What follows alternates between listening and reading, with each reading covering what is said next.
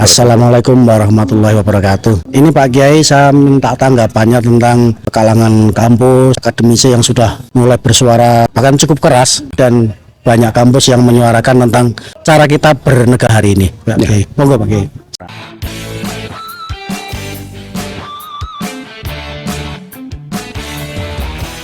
Saya sangat appreciate keberanian kampus untuk menyuarakan, ya sebetulnya itu suara rakyat yang selama ini relatif agak termanipulasi oleh suara-suara mereka-mereka yang berada di oligarki dan atau bahkan mungkin terintimidasi oleh aparat. Ternyata pada titik-titik klimaknya suara itu muncul dan cukup antusias. Hampir semua perguruan tinggi menyuarakan suara-suara moral yang hari ini memang kehidupan kebangsaan, kehidupan kenegaraan itu nilai, moral, dan juga etika. Ini juga akan mencerahkan bangsa, sekaligus juga akan memberikan kritikan-kritikan yang proporsional dan profesional kepada mereka-mereka yang memang punya kuasa, tapi kuasa itu tidak menjadi amanat, tapi menjadi kepemilikan yang subjektif dan absolut,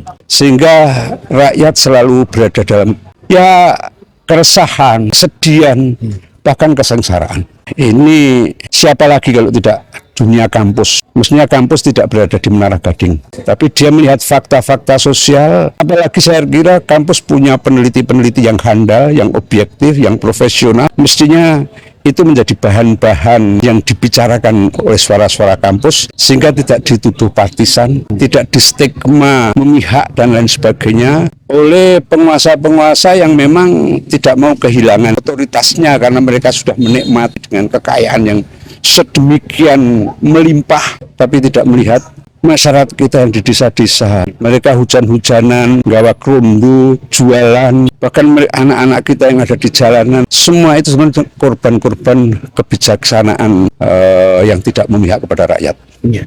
Terus ini Pak Kiai, dalam beberapa hari terakhir ini kan situasi politik nasional cukup panas ya. Kemudian diperpanas juga dengan kita mengamati di sosmed, banyak ada sebagian ustadz, kiai yang ikut dukung capres ini kan ikut memanaskan situasi. Nah ini sebaiknya bagaimana Pak Kiai dalam ini kapasitas sebagai ketua FKUB ya?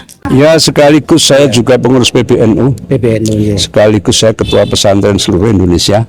Memang dukungan privat dan subjek itu hak, tapi dukungan itu juga harus mengindahkan pada norma hukum, pada etika, pada nilai-nilai keagamaan. Tidak dukungan pragmatis karena dia menikmati dari kekuasaan yang ada.